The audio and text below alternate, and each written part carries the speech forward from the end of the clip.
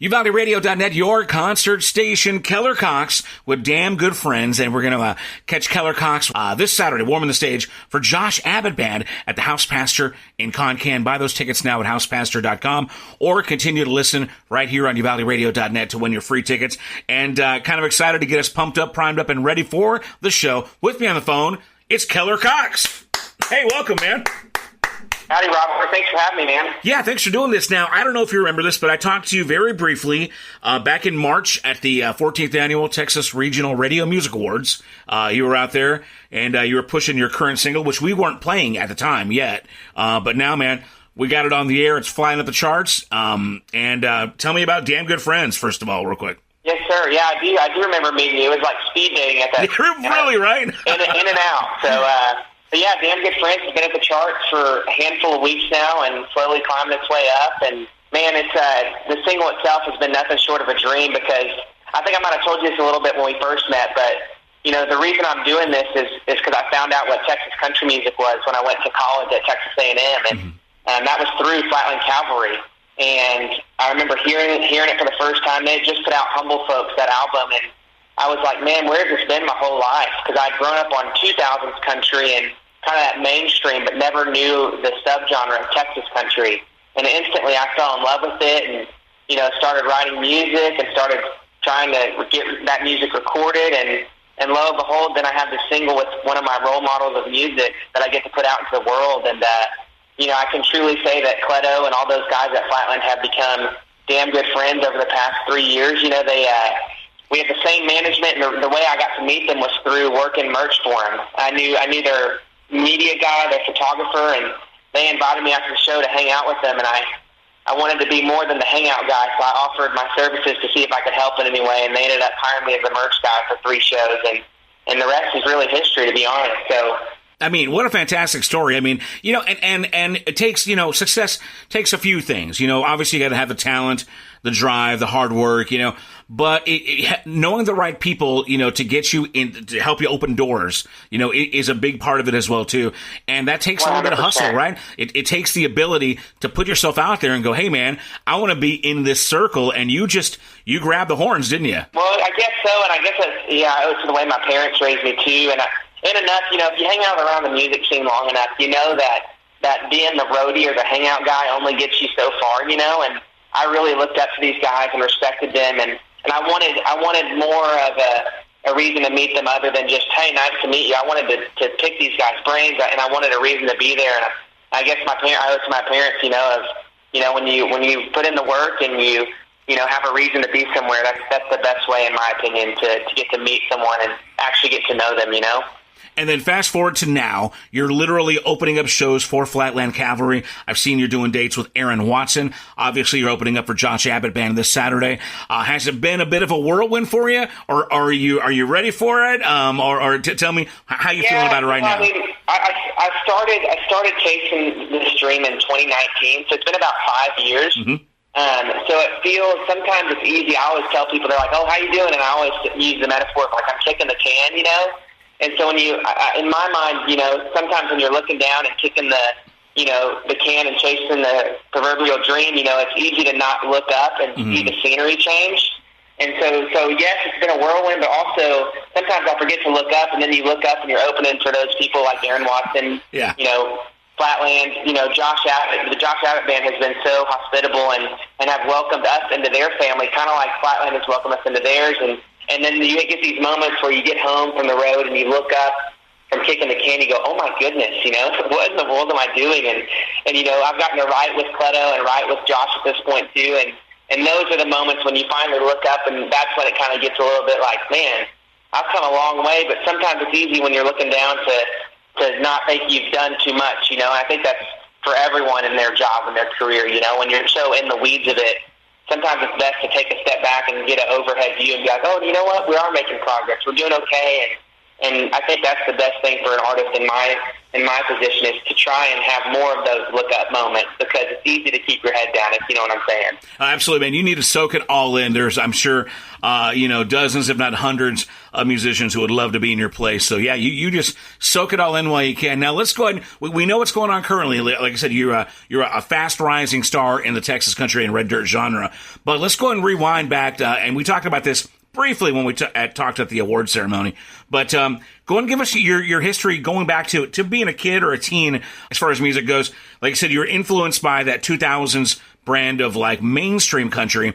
But when did the music really hit you? Was it in choir? Was it your mom and dad? When did you know you wanted to sing? Man, to be honest, there's not a lot of musical background in our family. My brother had tried to play guitar, and this is right around the time when I was in middle school, and really didn't ever pick it up. And so we had a guitar in the house, and a friend of mine taught me some chords, and it was probably about 8th grade where I started trying to learn guitar, and really always liked singing along to those songs that we were growing up to, like Toby Keith and Alan Jackson and Kenny Chesney and those kind of bigger names, always sang along to them. And then went to choir freshman year and started, I grew up in the church, and so started playing in church.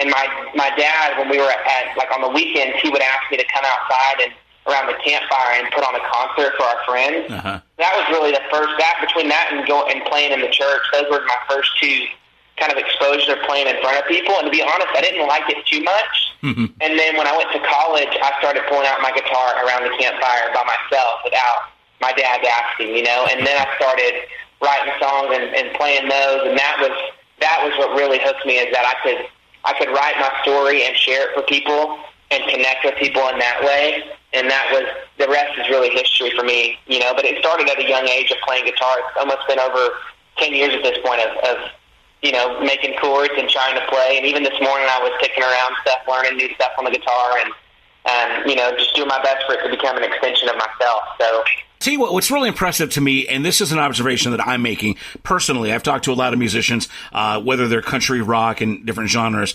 but a lot of musicians tend to come from very musically influenced families. Like we're talking about church, or maybe the parents were professional recording artists, or at least aspiring musicians themselves. And what's interesting for you is if your parents weren't really involved in the music industry, weren't club owners, or weren't kind of hacking away trying to make their own band work, you're kind of behind the curve, if that makes any sense. So not only are you navigating yourself as a new musician, but as a person in the industry. And I think it's really impressive how you've just hustled and worked your way, into I appreciate that.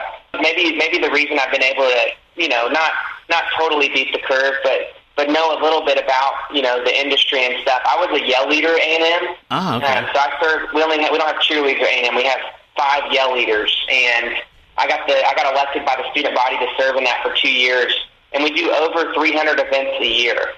And so that kind of, I think, prepared me, not for the music industry, but just the idea of having a schedule that's made for you, being told where to go, when to be there, having to, act in a way that's above reproach, Uh-huh. Because when you're one of the 5 yell leaders, you're really the mouthpiece of A&M.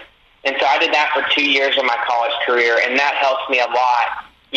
As a yell leader, you never turn down a picture of an Aggie that wants a picture with you. Uh-huh. You get taught all these different things. And so I think, I didn't know about the venues and all of that stuff and settling. You kind of learn that was kind of trial by fire. But as far as, being this person that people, on a stage that people look to and you really can have a big influence. I feel like I learned a lot of that from A&M. So I didn't know if you knew that part of my story, but I figured I'd offer it. Yeah, no, fantastic. That's something to know, man. Again, we got Keller Cox on the phone. He's performing this Saturday night, warming the stage for Josh Abbott Band at House Pasture in Concan. Like I said earlier, buy your tickets now at housepasture.com, or keep listening right here at Uvalde Radio to win some free ones. Now, Keller, let's switch gears, man. Let's talk about your band. You're going to be out here with the full band performing, right? Yes, sir. It's going to be quite a time.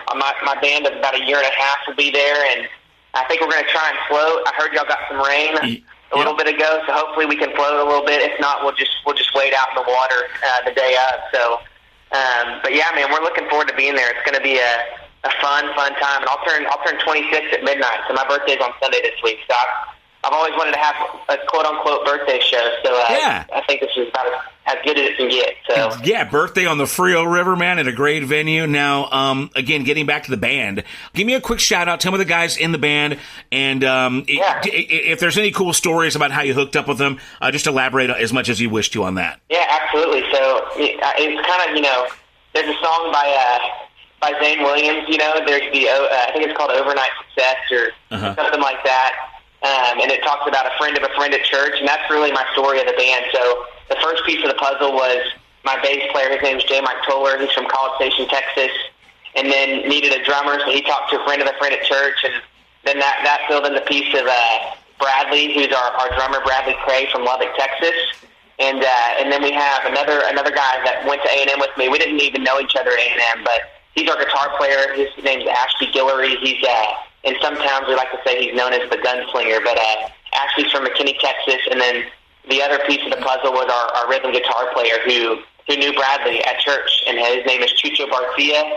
He's actually from Venezuela originally, born and raised, and that's kind of the landscape of our band. And it's like having one big family, man. We pile in this 2004 Ford Econoline van with a trailer behind it, and we'll head down there this weekend, and it'll be fun to take the stage. It's the funnest part of my career at this point is I was when I first got started, it was kind of book the show and find the players, and now I get to book the show and know the players and not just play the songs, but play an actual show. When you play with guys for over a year, you really start getting tied, and you really start. There's more of an energy. You have that relationship behind you to take the stage with, versus just taking a stage with some guy you texted the week before, Right. So that'll be fun. It feels like family at this point. So now it sounds like you got a couple of, you got some good Christian kids in the band with you. You all come from kind of a churchy background. Now, does this help you guys keep your nose clean, or is it the other way around where, sometimes repressed church kids, act out? What's the culture like there? We run a pretty tight ship, but we're not afraid to have a few sips here and there, if you know what I'm saying. I like to hear that. Good balance. Yeah, we'll be sipping a little bit. You'll have to, catch a show one of these days. We play a little drinking game on stage, and I think the funnest part about it is you can still have fun, no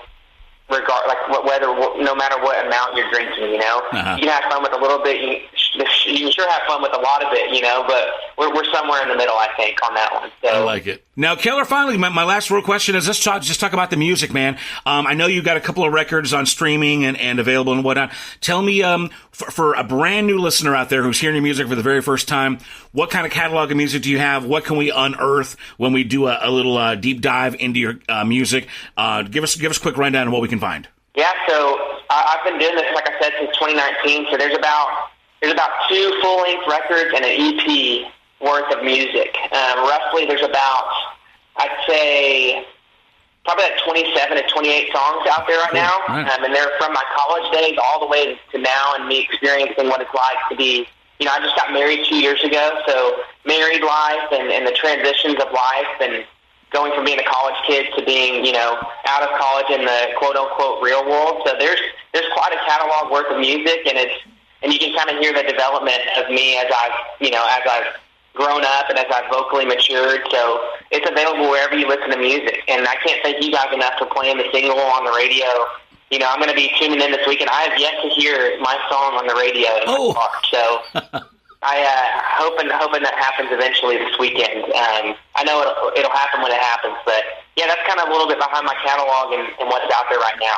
Awesome. Well, we'll be sure to play it in heavy over the weekend while you're in town, for sure. And I guess finally, let us know when new music is happening. Are you working on anything new right now? What's the ETA for new stuff? Man, we're going to keep putting out this, singles from my new album, Good Again Amen, which just released about 3 months ago. Cool. Okay.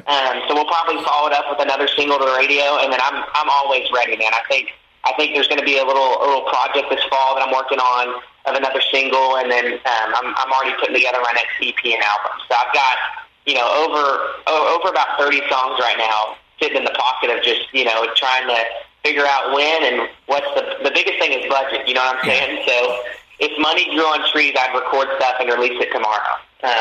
Man, I love what you're doing, man. You are a go-getter. You are a hustler. You're working hard, man. Again, Keller Cox on the phone, and he's opening up for Josh Abbott Band this Saturday right here in Uvalde County at House Pasture in Concan. Now, before we let you go, Keller, we're going to do one more song, one called Sticks and Stones from a couple of years ago. Give us a quick intro about what this song's about. Yeah, Sticks and Stones, man, it started on a piece of scratch paper. I was studying for finals and got inspired, and I'm not one to talk bad about someone else, but someone started this rumor about me, and the only way I could feel like to solve it was to write a song about it. And so I put it on a piece of scratch paper, almost ended up throwing that piece of paper away, and pulled it back out in the springtime, and ended up finishing the song. And it's probably it's probably a different side of me. You know, if you listen to that song and then you meet me, you're like, man, is that really Keller, you know? But I felt like it was the only way to solve the situation was to put it on paper, and that's Sticks and Stones for you. So,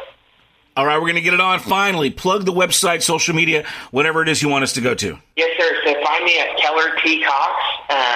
My full name is Keller Thomas Cox. That's why there's the T in there. And you can find me on Instagram is really where you'll interact with me the most, but we've got everything from Facebook to the new X to Threads, or anywhere you look for me, you can find me at Keller T. Cox. So awesome, man. Thank Keller, you so much for having me, Robert. Yeah, man. Be talking with you.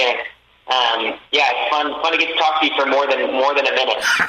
Right, and that speed dating is done. Ding.